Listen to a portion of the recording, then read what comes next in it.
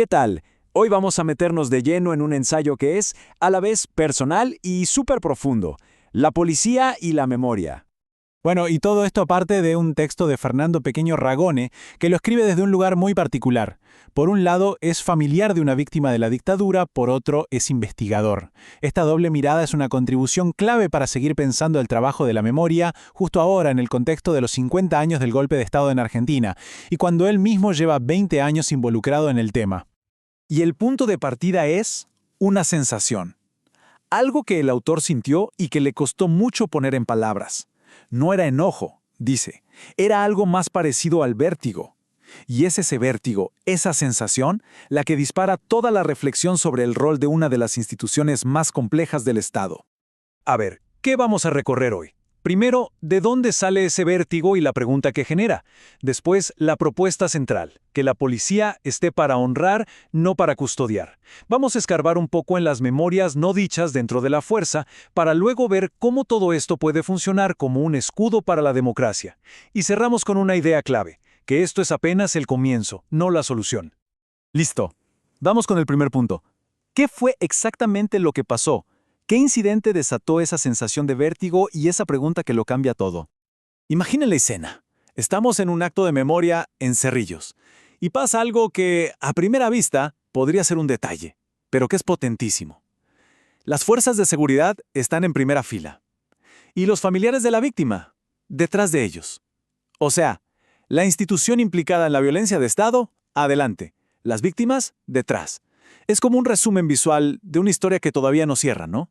Claro, al ver esto, la Secretaría de Derechos Humanos, Mariana Reyes, se hace la pregunta del millón, la que da origen a todo el ensayo.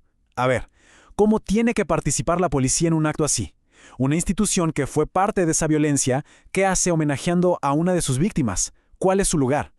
Y es acá donde la cosa se pone interesante, porque el ensayo no se queda en la pregunta, sino que propone un cambio de lógica total sobre el papel de la policía. Miren esta tabla, porque resume la idea a la perfección. A la izquierda tenemos el rol tradicional de la policía. Son seguridad. Están en el perímetro, su función es técnica, controlar que no pase nada. Básicamente actúan como si la historia no fuera con ellos. A la derecha, la propuesta. Y acá cambia todo. La posición ya no es en el borde, sino en el centro, flanqueando el memorial. La función deja de ser técnica para ser simbólica, ética. Es reconocer que sí, que son parte de esa historia. Y para eso, claro, se necesita una preparación, un trabajo pedagógico previo.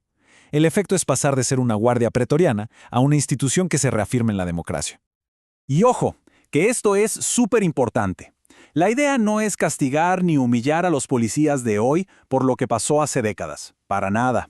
Se trata de otra cosa, de una refiliación. Es un acto público donde la institución dice nuestra lealtad hoy está con la ley democrática, no con la obediencia ciega del pasado. Pero claro, proponer algo así no es fácil, porque significa chocar de frente con memorias y resistencias que están muy adentro de la propia policía. Para entender esto, el autor usa un concepto que es genial, el de memoria subterránea. ¿Qué es esto?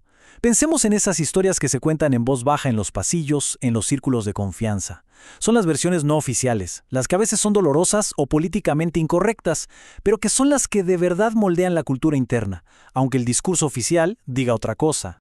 Y en la policía, ¿cómo se ven esas memorias subterráneas? Bueno, por ejemplo, en la idea de que víctimas como Ragone eran en realidad enemigos ideológicos, o en el recuerdo de la represión no como un crimen, sino como un deber cumplido, o en esa identidad del policía como un guerrero en una guerra interna.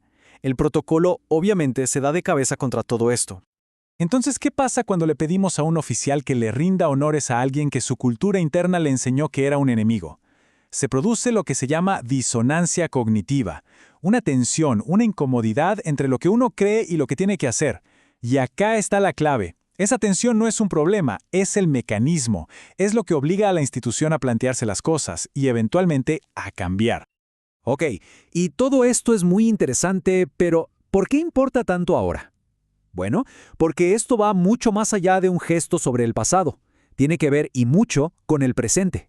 El autor nos pone en un escenario hipotético, digamos en 2026, donde el gobierno nacional impulsa políticas de mano dura.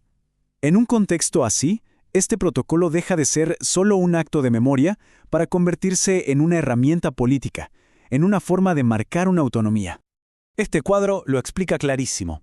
Imaginen que desde el poder central llegan órdenes de reprimir más. Bueno, el protocolo funciona como un escudo. ¿Por qué? Porque crea una fricción ética. ¿Cómo justificás reprimir la protesta si tu misma institución, públicamente, rinde homenaje a una víctima de la represión? Le da a la policía local un anclaje simbólico propio, una identidad local basada en su historia que le permite tener más autonomía frente a las presiones de afuera. Y ya para ir cerrando, el ensayo es muy honesto en esto. El protocolo no es una varita mágica, no es la solución final, es más bien el primer paso de un camino larguísimo. Hay una frase de Mariana Reyes que lo resume todo de una manera espectacular. Ella dice, no podemos pedir que todos lo sientan, pero sí podemos pedir que lo hagan. Y con el tiempo, tal vez algunos lo sienten también. Es genial. La apuesta no es a la emoción instantánea, sino a la práctica. A que el hacer, repetido en el tiempo, vaya transformando también el sentir. Porque al final del día, el objetivo es pedagógico. No se trata solo de pararse ahí y cumplir. La idea es que participar en ese acto sea la parte final de todo un proceso de formación, donde los cadetes estudien el caso, debatan sobre ética, para que el gesto no sea vacío, sino que se convierta en un procedimiento que de verdad entiendan y asuman. La apuesta a largo plazo es esa imagen, la de un cadete joven hoy parado en ese acto de memoria. Y que esa experiencia, ese recuerdo, se le grabe, y que quizá en 10 o 15 años, cuando ya sea un oficial y reciba una orden que no corresponde, ese recuerdo funcione como un ancla ético, como ese punto de referencia que le permita decir no, hasta acá. Así que, la pregunta que nos deja flotando el ensayo de Fernando Pequeño Ragone es esa. ¿Puede un gesto, si se repite en el tiempo, de verdad llegar a transformar la cultura de una institución? No hay una respuesta fácil. Pero lo que sí nos deja claro en el marco de los 50 años del golpe es esta contribución inmensa, desde su doble lugar de familiar e investigador, pensar cómo usar nuestra propia historia para blindar nuestras instituciones democráticas, para que el nunca más no sea solo una consigna, sino algo que se practique todos los días.